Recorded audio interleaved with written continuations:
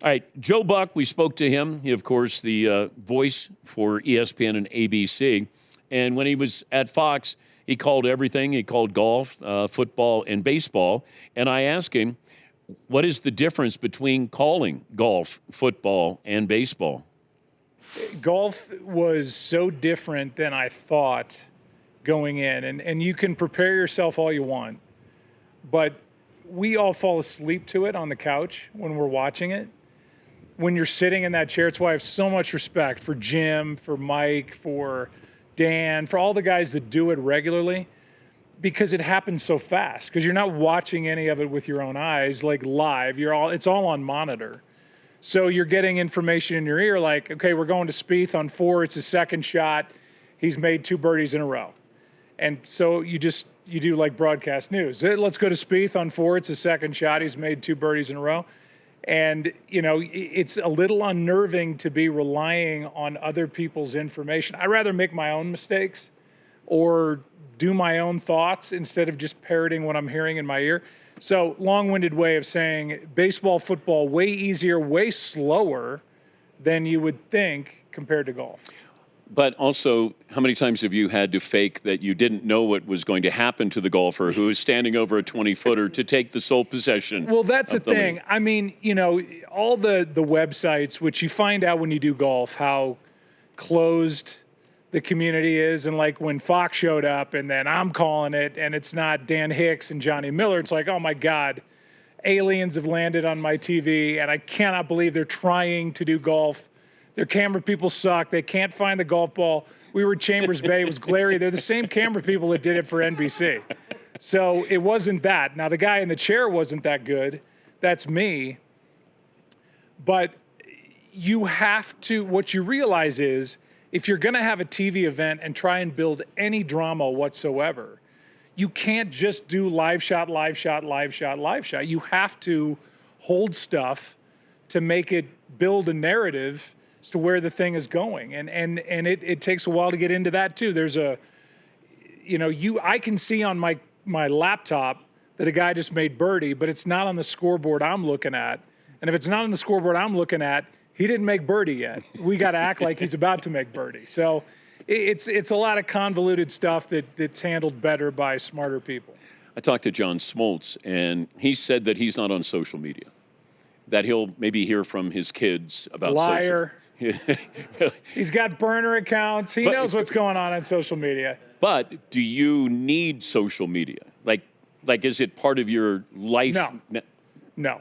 I go on there periodically if I want to find out how awful I am. If I'm feeling good about myself, I go on social media, and then that just brings me back down. But when did this start, though? When did this start? Where you just for me or for humans? For you.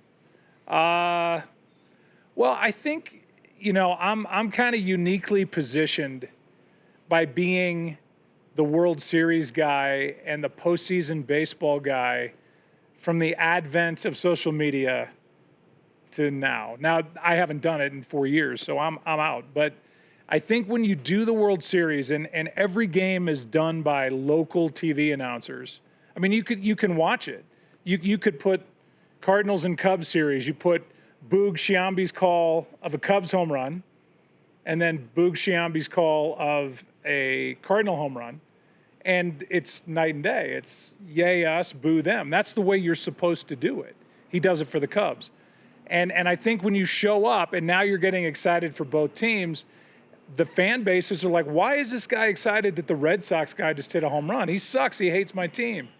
And so add social media into it, and it just kind of becomes a thing. I go to therapists for it.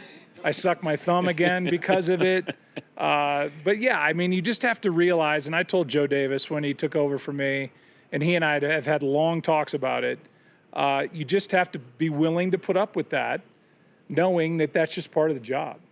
I'm talking to Joe Buck. I'm not on it, but I always say to the Danettes, I said, if you guys read something that keeps me honest, great. Yeah. But I don't need to hear 10 people say you're great and the 11th person to say, why don't you retire? That's the one you remember. Yes. You just scroll right through the nice ones, and you go right to the mean person. Well, I read fan mail from the bottom up.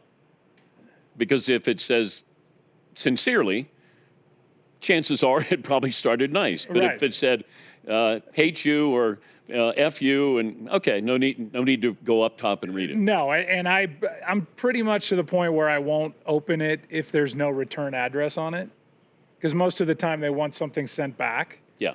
But I mean, I'm not sitting here complaining about it. I really am not. I've kind of put that in its own box, and I kind of laugh at it a little bit. And to be honest with you, when you leave it, you have to retire or die for people to say you were ever any good.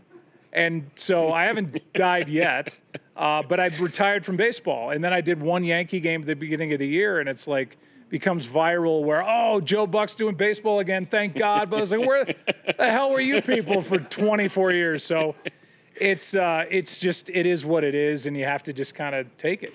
When did we get to the point where we had to fill all of the time with voices? When you do play-by-play, and then you have a color analyst, and then maybe another color analyst. And if you go back and listen to, yesteryear, there was breathing, and it was almost treating you as if, hey, I'm talking to you, and we don't need to be, you and your wife can sometimes sit and not talk. A lot. But at dinner, on the couch. Yeah, we've got 7-year-old twins. But everybody, it just feels like it's wall to wall.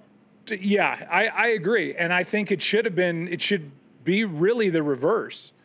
Because, and I say this to broadcast students all the time, like, don't be afraid to not talk. I think that little voice in your head is telling you, if I don't say something here, the audience thinks I don't know what to say. Yeah. And it's that insecurity. And I think insecurity breeds over talking. I could make the case that with the advancements that have been made in audio, there really is no more dead air. Dead air doesn't exist anymore. If I don't talk, you're going to hear, whoever, Aaron Rodgers calling signals out at the line of scrimmage, or just good natural sound, or just the sound of a crowd enjoying a game. And that's really the beauty of baseball, kind of that hum that happens underneath. And I always tried to do the game like that. I tried to pick my spots. I realized I'm not doing radio. I don't need to talk. I don't need to go, hey, here's a 2-1 pitch.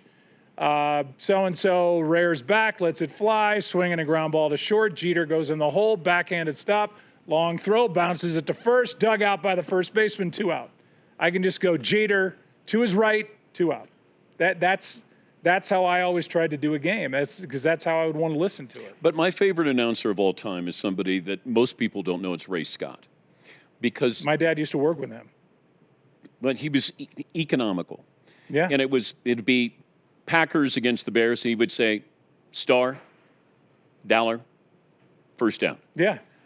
And I love the cadence to it, because it just felt like he respected me as a football fan. Yeah, but you got to realize that we're old. I'm the same way. And, that's not the way of 2025. And that doesn't make it right, wrong, or indifferent. But when Pat Summerall and John Madden left, and now all of a sudden it's me, Troy, and Chris Collinsworth, I took the bait of trying to be Pat Summerall. And I go back and I listen to myself in the early 2000s, and I'm like, yuck, man, I hate that, because I'm doing the Montana, Rice, touchdown. And then Madden, it was beautiful because Madden was bouncing off the walls, and then Pat was the straight man and just hit the notes and just let you enjoy it for what it was. But I took that bait. I never really tried to be my dad. I did take a lot of cues from him, and a lot of the pacing was the same. But I fell into the trap of trying to be Pat, and I realized, looking back at it, there's only one Pat. You crushed me when your father was dying, and you used to go to the hospital, I believe, and read to your father. Yeah. What were you reading to your dad when he was dying? Basically the sports page. I wasn't reading poetry. He was at a time in his life before he got sick, right before he got sick, where he was writing a lot of it. And one of the results of that was the poem that he read at Busch Stadium after 9/11. So he was always in this mode at the end of his life. He was a Depression-era kid. He was a World War II vet who got shot in Germany. He was in Paris when the war ended and saw de Gaulle speak. I mean, he lived a life. And at the end of his life, I think he knew the end was coming. He was very retrospective. He was writing a lot of poetry. He was watching a lot of war documentaries. And he was just kind of, it wasn't the sports Jack Buck anymore. It was, so I would read the sports page. I would read, little excerpts out of a book that he was reading before he went into the hospital. But he was at the point where he was incapacitated. He had a trach, so he couldn't really talk. I mean, it was Shakespearean. It was this guy with this great voice, great mind. His mind was there to the end, but he couldn't speak. And he had to mouth everything to me. And so going there every day, I would try to find off times because I have 7 brothers and sisters, 1 full, 6 half, and everybody was coming in different shifts. But I tried to find all the off times because I just wanted it to be the 2 of us. And, I've told the story a million times, and I'm not going to drone on about, saying my goodbyes to him the night before he died, when I knew they were going to pull all the equipment and all the respirator and everything out of him. But I did a Cardinal game that night, and I was driving by the hospital, and, he hadn't passed away yet. And my family had all left. And I went up to see him and said a couple things in his ear and kissed him goodbye, and he had passed away before I got to the car. And so they had pulled the TV down by his head when I was doing it. It was a Cardinals-Angels game, and Darryl Kyle was going to die that same week. Mike Scioscia was amazing, pushing a game back. It was a crazy time. But he was listening to me doing the game, and I think he was waiting for me to come say goodbye. At least my narcissistic life thinks that. And maybe if I'd never gone, he'd still be alive today, 23 years later. But I did. I went and I said goodbye. Social media. They're gonna you sure? Why would you go there? Killer. You're killed a him. killer. You killed your father. Unbelievable. Wow, that got sentimental and dark in a hurry. Yeah, but he would love that. That was his sense of humor. The best thing I had with my dad was that I could make him laugh, even when I was a little kid. So he could take me on the road. And he was a tough audience, but I got through to him. And some of it was really dark, but he wanted me around. And that's what set up the rest of my life, by just being there with him on the road, seeing the life just from the eyes of a broadcaster and getting a master's class in it really every night. Good to see you. Good to see you Thanks guys. for sharing. Yeah, thank you. Thanks so much.